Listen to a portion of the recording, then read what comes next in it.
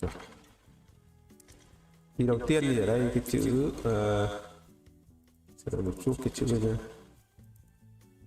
cái chữ couple này.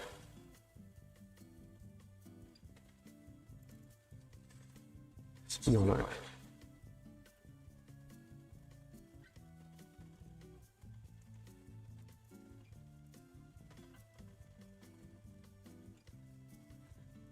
Rồi.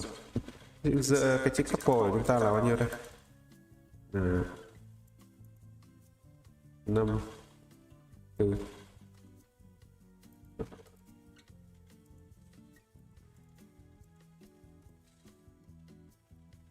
4.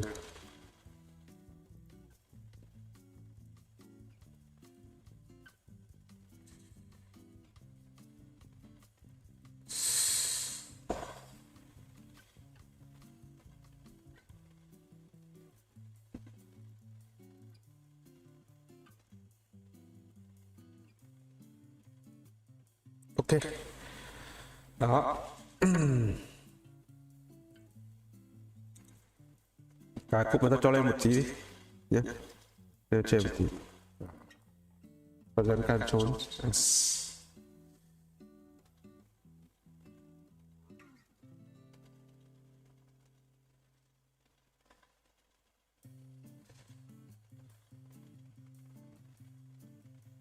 Cây là cao lên đi. Cho thoáng một chút. Rồi. Đó. Ăn chút tê. Di chuyển ở trên này. To lên. Đó.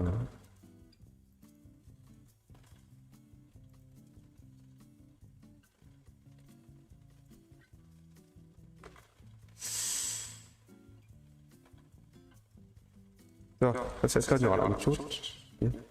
Nó ăn trên này. Rồi, và cái phần này đẩy sang đây.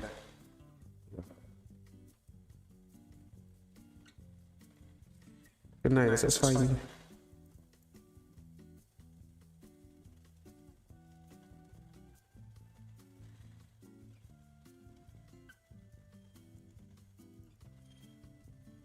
Rồi, ok, xoay như vậy nhé.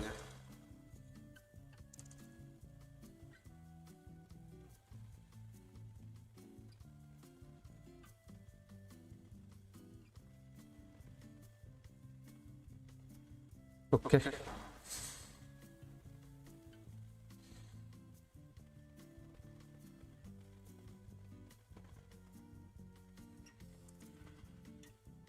Ở đây ví dụ như là cái phần này, vào fill,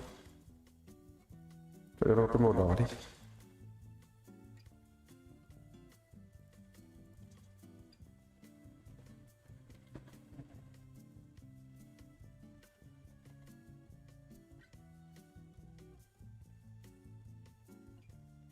Cái máu.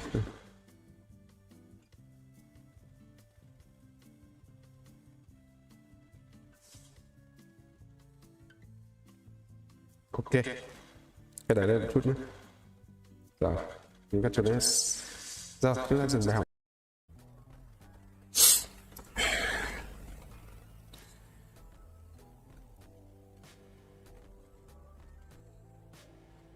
Hết vào lên trên. Pause.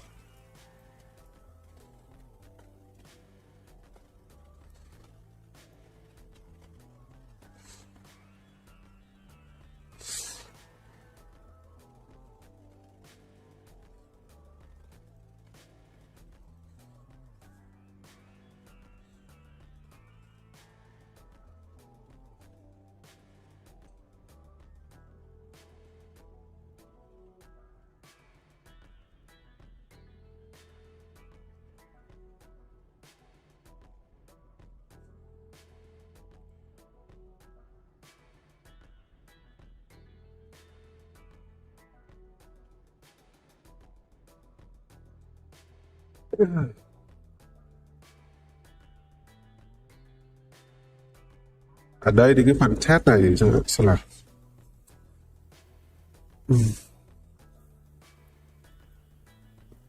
rồi ta cứ rồi lên đấy nhé. Ok. Ta cắt cho gì này. Rồi. Ở cái phần này bạn đi.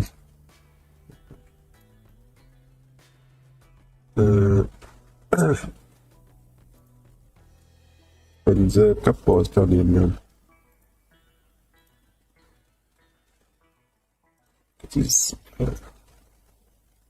Và thêm cái chữ couple này.